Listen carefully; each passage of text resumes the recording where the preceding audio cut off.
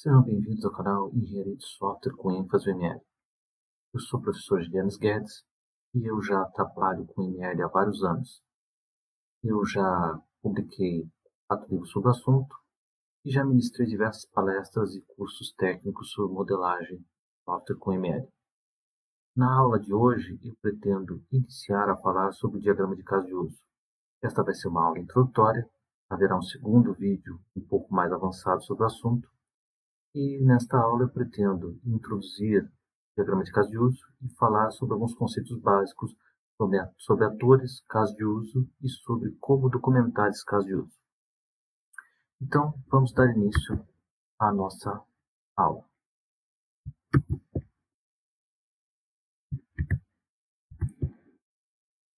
Então, como eu falei, hoje nós vamos falar sobre diagrama de caso de uso. Vai ser a primeira parte dessa aula. Haverá uma segunda aula com conceitos um pouco mais avançados e exemplos. Como eu falei, eu já publiquei 4 livros sobre o assunto. Então, o primeiro livro foi sobre o ML, uma abordagem prática, que tratava exclusivamente sobre o ML 1.5, mas já abordava o ML2 no final do livro, que ela estava surgindo. Depois eu lancei o Guia de Consulta Rápida, o ML2, que era exclusivo sobre essa segunda versão da linguagem. Em seguida eu lancei o ML2 Guia Prático e finalmente eu lancei o carro-chefe das minhas publicações, que é o ML2, uma abordagem prática que se encontra na terceira edição e eu já estou trabalhando na quarta edição. Esse é o livro mais atualizado e mais completo dos que eu já publiquei. Então vamos deixar de propaganda e vamos começar a falar sobre o diagrama de caso de uso. Então, esse diagrama ele é utilizado durante a fase de engenharia de requisitos, sobretudo durante as fases de análise de requisitos e especificação de requisitos. Como já falei no meu vídeo anterior, a engenharia de requisitos é, na minha opinião, a fase mais importante da engenharia de software, uma vez que é nela que nós definimos o que precisa ser feito. Nós compreendemos o problema que precisa ser resolvido. Então, essa fase precisa ser muito bem feita, com muita responsabilidade, porque não adianta desenvolver uma solução se nós não sabemos exatamente qual é o problema a ser solucionado. Durante as fases de análise de requisitos, os requisitos que foram citados, que foram levantados na fase de licitação de requisitos, primeira fase da engenharia de requisitos, eles são melhor detalhados, eles são analisados, eles são examinados e são gerados requisitos de sistema, requisitos com maior profundidade e maior detalhe. Esses requisitos eles já passam a fazer parte da especificação de requisitos. Na verdade, a análise e a especificação se confundem um pouco. Basicamente, a especificação de requisitos é a documentação dos requisitos analisados. Bom, embora o diagrama de caso de uso ele seja produzido durante a fase de engenharia de requisitos, ele costuma ser consultado durante todo o processo de modelagem, uma vez que ele é a base da modelagem do software. E ele serve também como base para diversos outros diagramas que nós iremos estudar em outras aulas. O diagrama de caso de uso ele apresenta uma linguagem simples e de fácil compreensão. O objetivo é que quem leia esses diagramas e a sua documentação possa ter uma ideia geral de como o sistema irá se comportar. Um diagrama de caso de uso identifica os atores que poderão utilizar o software e as funcionalidades que o sistema irá disponibilizar a esses atores. Atores são essencialmente conjuntos de usuários e as funcionalidades são as funções, os serviços que o software oferece aos seus usuários. Vamos falar um pouquinho sobre atores. Então, os atores eles representam os papéis desempenhados pelos usuários que irão utilizar as funcionalidades do sistema. Mas por que são chamados de atores? Os atores eles representam grupos de usuários, como eu já havia falado. E eles são chamados de atores porque esses grupos de usuários eles desempenham papéis na medida que utiliza o software. Então, um usuário ele pode, em um determinado momento, desempenhar o papel de digitador ou programador e ter acesso a um conjunto de funcionalidades mais limitado. Em um outro momento, ele pode se logar no sistema com permissões de administrador. Então, ele vai desempenhar um papel mais importante e terá acesso a funcionalidades mais importantes do sistema. Então, por isso que esse tipo de componente é chamado de ator, porque ele representa um papel no sistema. Então, atores, em geral, representam grupos de pessoas que interagem com o sistema, mas, eventualmente, e com bastante raridade, eles podem representar um hardware especial ou um software especial que interaja com o sistema. Mas não é qualquer hardware, não é qualquer software. É um hardware que realmente seja importante para o software, que realmente transmita informações, receba instruções do software para agir.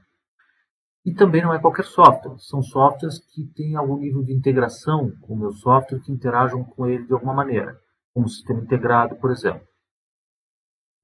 Então, os atores no diagrama de caso de uso, eles são representados por bonecos magos, que são esses bonequinhos aqui, e com um texto abaixo deles para identificar qual é o papel que eles representam. Então aqui nós temos alguns exemplos.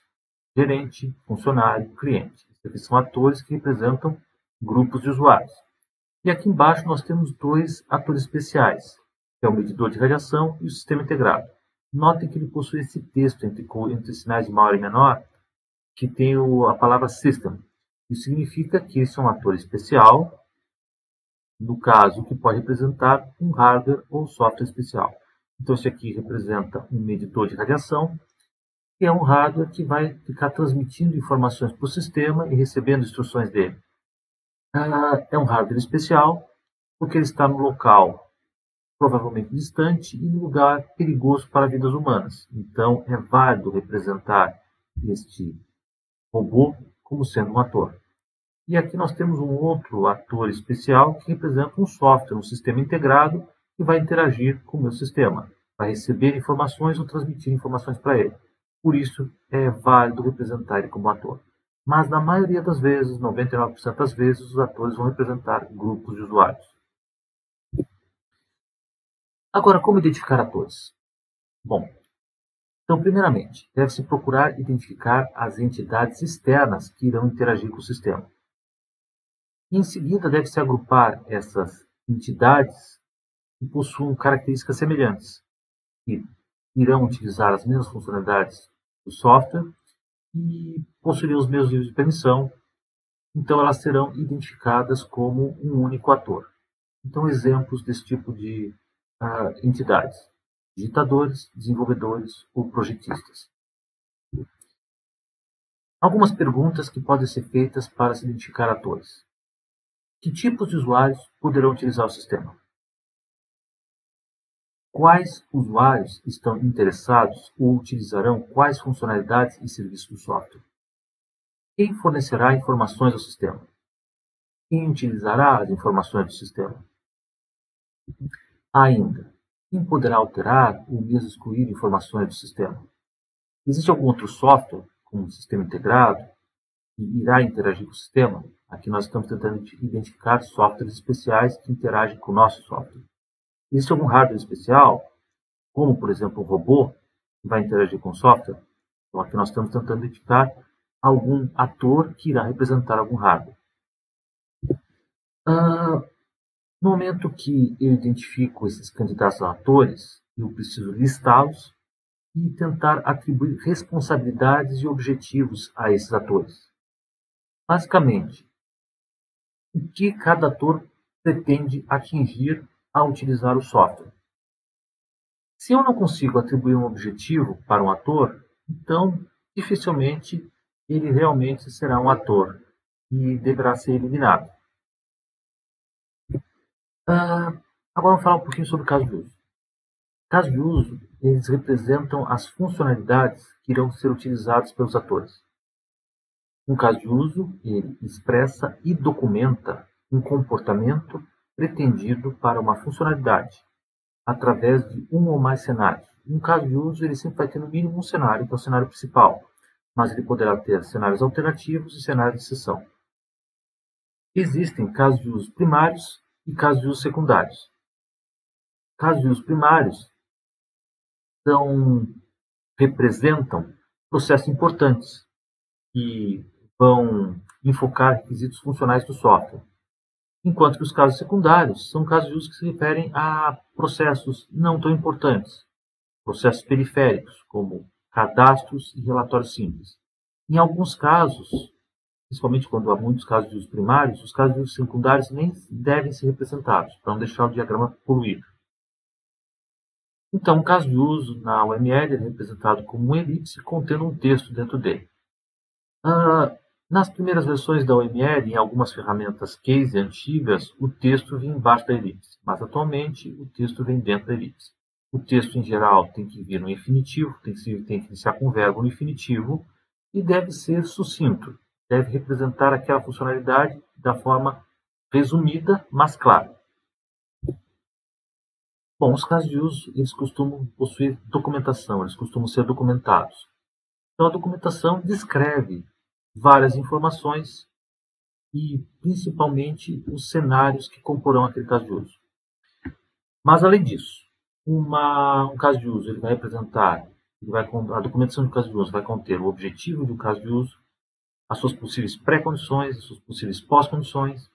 Pré-condições são condições que precisam ser satisfeitas antes que o caso de uso possa ser executado. Pós-condições são condições que passam a valer após o caso de uso ter sido concluído.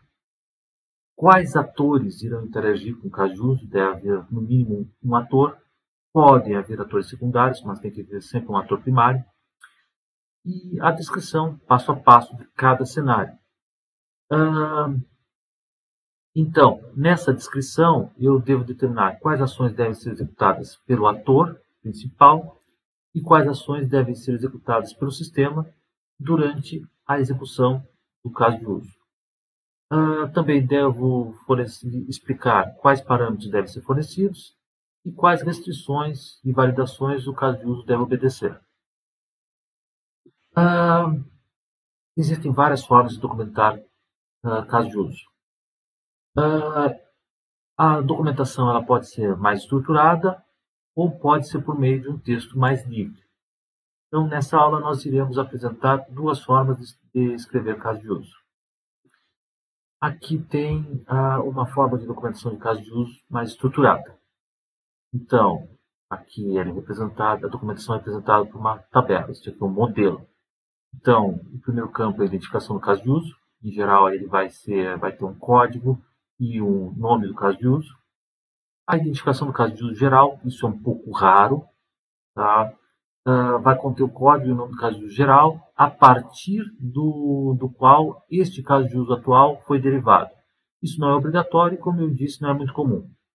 Um resumo, onde se descreve resumidamente a que aquele caso de uso se destina, qual é o seu objetivo, o ator principal, que é o ator que mais interage com esse caso de uso, é o único ator obrigatório, possíveis atores secundários, pode haver algum ator que interaja com o sistema de maneira secundária, fornecendo ou recebendo informações, por exemplo. Isso não é obrigatório, pode existir ou não. Pré-condições, e nesse campo vai se descrever as possíveis pré-condições necessárias para a execução daquele caso de uso. Isso não é obrigatório. Pós-condições, também descreve as possíveis condições que deveriam ser satisfeitas quando o caso de uso fosse encerrado. Isso também não é obrigatório. Em seguida vem o cenário principal, é o único cenário que precisa existir. Ele é dividido em duas partes, ações do ator e ações do sistema. As ações do ator descrevem cada uma das ações que o ator principal executa naquele cenário. E as ações do sistema são cada uma das ações que o sistema executa, normalmente em resposta a alguma ação do ator. Depois, nós descrevemos as regras de negócio, restrições e validações. Vamos descrever cada regra de negócio, ou seja, como aquele cenário deve ser executado, condições que precisam ser validadas, regras que precisam ser obedecidas, esse tipo de coisa. Depois, pode haver cenários alternativos. Isso não é obrigatório, mas podem haver mais de um cenário alternativo. Também são divididos em ações do ator e ações do sistema. Um cenário alternativo é um cenário que pode ocorrer ou não de acordo com a satisfação de uma condição, o que não quer dizer que eles sejam raros. E depois vem o cenário de exceção, que também não são obrigatórios, pode existir ou não. Esse cenário de exceção assim como o cenário alternativo precisa ter um título curto, que vai descrever a condição para que aquele cenário de exceção ocorra, e também vai ser dividido em ações de ator e ações de sistema. Então, o cenário de exceção, como o nome diz, descreve uma exceção, algo que precisa ser tratado caso uma ação inválida ocorra. Bom, aqui nós temos um exemplo do preenchimento desse modelo em um caso de uso real de um sistema de controle bancário, que representa a abertura de uma conta comum. Então, aqui nós temos a identificação do caso de uso, é o C01, o código dele é o C01, e o título é abrir conta comum. Resumo, este caso de uso descreve as etapas percorridas por um cliente, intermediado por um funcionário, para abrir uma conta corrente comum. O ator principal é o funcionário, porque é ele que realmente interage com o sistema, apesar do interesse maior ser do cliente. O cliente ele só representa o papel de ator secundário, uma vez que ele fornece informações para o funcionário. Pré-condições, nós temos duas nessa situação. O cliente precisa possuir um cadastro atualizado e para abrir uma conta corrente é preciso ser maior de idade. E as pós-condições, é necessário realizar um depósito inicial e deve-se emitir o cartão da conta para o cliente. Aqui nós temos o cenário principal, do caso de uso abrir conta comum. Então, nosso TI é dividido em ações de ator e ações de sistema. Então, primeiramente, o funcionário ele solicita a abertura de uma conta corrente comum, ou seja, solicita a execução dessa funcionalidade. O sistema em resposta ele solicita a identificação do cliente por meio do seu CPF. O funcionário informa o CPF do cliente. O sistema consulta o cliente e solicita um comprovante de residência. O funcionário fornece o comprovante, o sistema solicita a senha da conta, o cliente informa a senha. Notem que o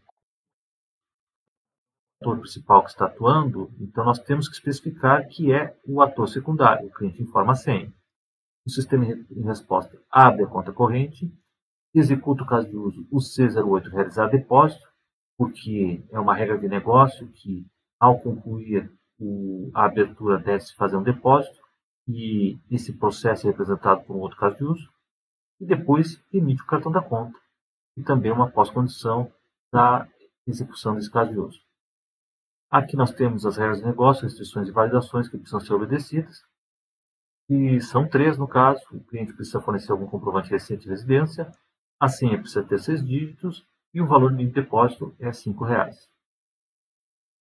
Nós temos um cenário alternativo, que se refere à manutenção do cadastro do cliente, e basicamente informa que, caso o cliente não possua cadastro ou seu cadastro esteja desatualizado, é necessário executar o caso de uso o C04 e gerenciar clientes.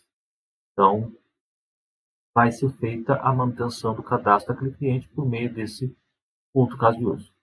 E nós temos 3 cenários de exceção. Cenário de exceção 1, 2 e 3. Cenário de exceção 1 se refere à situação em que o cliente é menor de idade.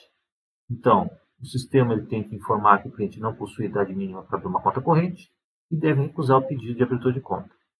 O segundo cenário de exceção se refere à situação que o comprovante de residência é inválido.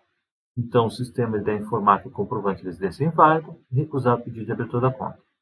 E o terceiro cenário de exceção se refere à senha inválida. A senha não tem dígitos suficientes, por exemplo. Então, o sistema deve informar que o número de dígitos da senha é inválido e solicitar que outra senha seja escolhida. E aqui nós temos um modelo textual de documentação de caso de uso. É uma outra forma de documentação de caso de uso. Alguns preferem uma forma mais estruturada, outros preferem uma forma mais textual e existem várias variações. Aqui, então, nós temos um exemplo de um modelo textual para documentar caso de uso. Então, aqui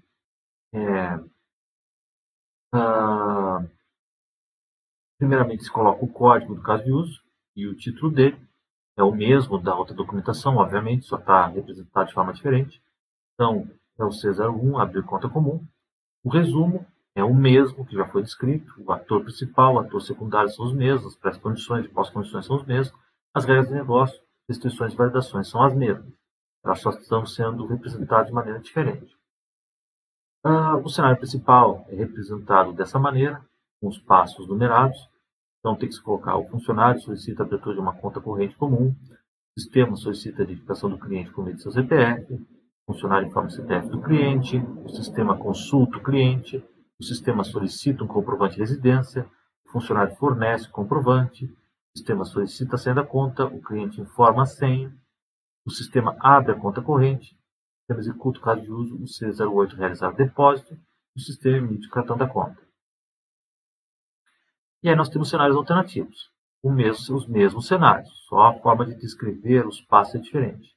Então, cenário alternativo se refere à manutenção do cadastro cliente.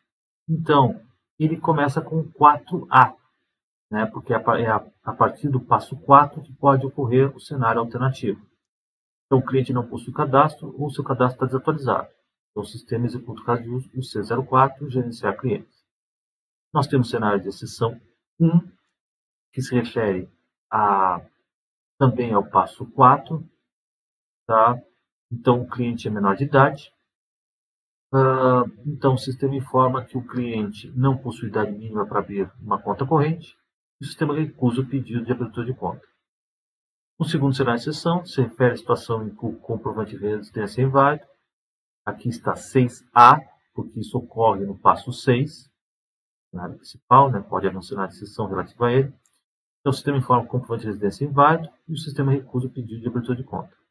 E no cenário de exceção 3, se refere à situação de ser inválida, que pode ocorrer no passo 8, cenário principal. Então, o sistema informa que o número de dígitos da senha é inválido e o sistema solicita que outra senha seja escolhida. Bom, como identificar caso de uso? Deve-se definir a fronteira do sistema.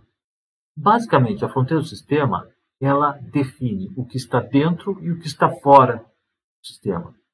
Isso é útil para ajudar a definir o escopo do software. No escopo do software, eu defino quais são as reais funcionalidades que se referem àquele software e o que está fora do seu escopo, que pertence a outros sistemas, ainda que possam ser integrados, mas não àquele. A fronteira do sistema é muito útil para já estabelecer para os stakeholders, para os clientes, para as partes interessadas, o que pertence ao software e o que não pertence a ele. Tá? Para não acontecer de já causar decepção às partes interessadas. E para deixar bem claro qual é o objetivo daquele software. Além disso, além de definir a fronteira do sistema, deve-se identificar as funcionalidades necessárias ao software.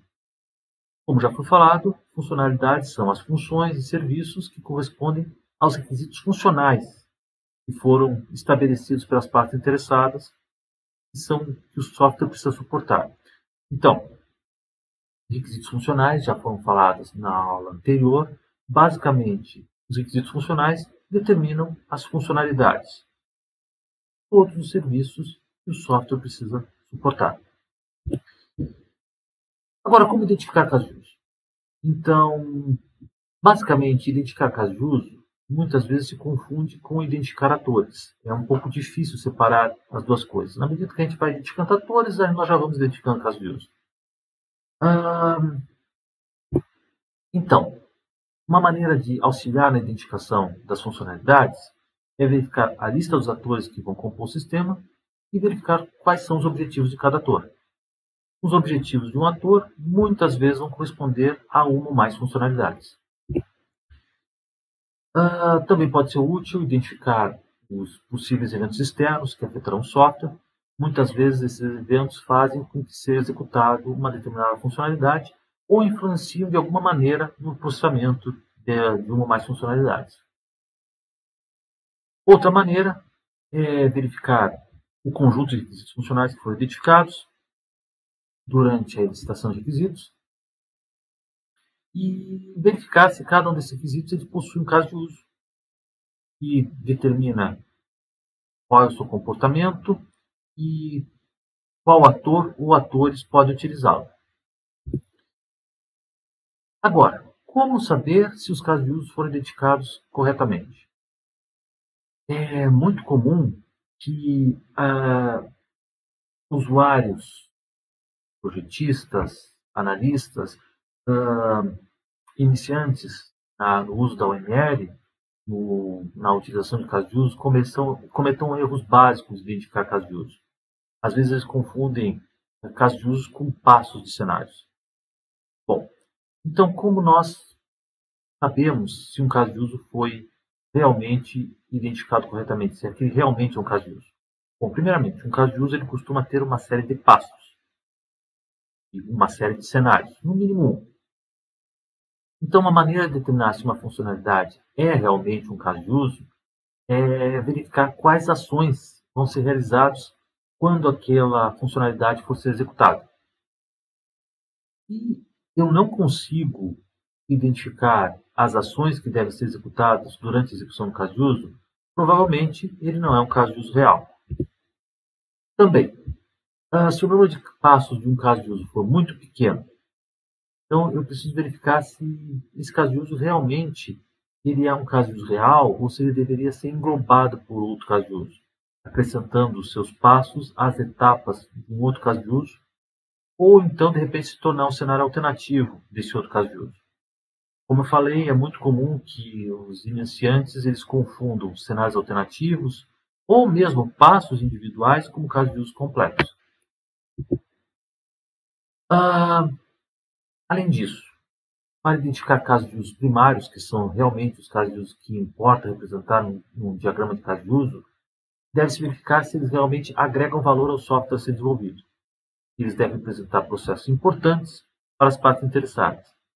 Se não, eles podem ser simples casos de uso secundários, como cadastro simples ou relatório simples, e muitas vezes não é necessário representá-los, porque isso às vezes até atrapalha. No momento que um diagrama de caso de uso ele possui muitos casos de uso, representar casos de uso secundários pode tornar o diagrama de caso de uso muito difícil de ler, muito poluído. Bom, e é isso. Nós concluímos a nossa primeira parte sobre o diagrama de caso de uso. Logo, nós iremos gravar um segundo vídeo sobre outras características dos casos de uso, como associações, inclusões, extensões, e iremos dar alguns exemplos práticos de aplicação desse diagrama. Eu espero que vocês tenham gostado dessa aula e, se vocês gostaram, eu gostaria de solicitar que vocês curtam esse vídeo, compartilhem e comentem. Obrigado pela atenção. Nós nos vemos nos próximos vídeos.